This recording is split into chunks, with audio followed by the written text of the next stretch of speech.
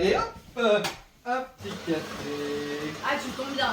Je dois faire mon check-in là, mais franchement, on se dit, ça sert à rien. J'ai pas d'objectif à faire moi. Donc, Tu l'as pas déjà fait. Tu sais que c'est pour mi-janvier là quand même. Hein. ouais, je sais, je suis un peu à la bourre. Mais. Alors, je comprends que pour toi ça a l'air pas important. Alors pour moi c'est vital hein, parce que le check-in il sert à évaluer l'atteinte de tes objectifs avec laquelle on calcule la part variable. Et la part variable pour un cadre c'est hyper important. Ah. Et en fonction des années, c'est même très important.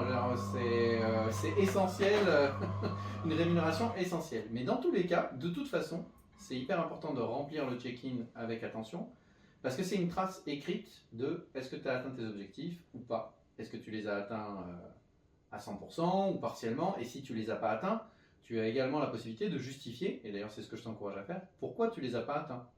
C'est-à-dire, est-ce que c'est ta responsabilité? En gros, tu as mal fait ton boulot. Et évidemment, j'espère que c'est pas le cas. Ou, bah non, j'ai pas pu le réaliser parce que il y a eu un retard, donc j'ai pas démarré à temps. C'est vraiment un moment essentiel de ta vie en fait, parce que ça sera opposable. Si jamais tout va bien, eh ben, tout va bien. Ouais. Mais si un jour la direction, pour une raison ou une autre, décide de se passer de tes services, qu'est-ce qu'elle va aller regarder? Elle va regarder tes check-in pour voir si effectivement tu as bien rempli ton boulot ou pas. D'accord. Et si tu as noté partout que non, tu faisais mal ton boulot, ça sera un bon motif pour se débarrasser de toi.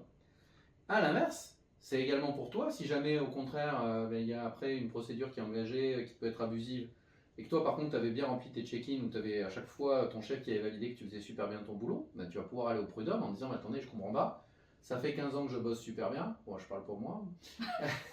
Et non, parce que t'as pas encore 15 ans d'ancienneté. Voilà, voilà, c'est pour ça. Bref, ça fait 15 ans que je bosse super bien, donc je comprends pas. Oui. Je comprends pas ce qu'on me reproche. Donc c'est vraiment hyper important. Et c'est important à la fois dans la façon dont tu formules finalement si tu as atteint ou pas tes objectifs. Et après, dans la fixation des objectifs, c'est également aussi à toi d'être vigilante à la façon dont tu les rédiges. C'est-à-dire qu'il faut que ton objectif il soit mesurable, accessible.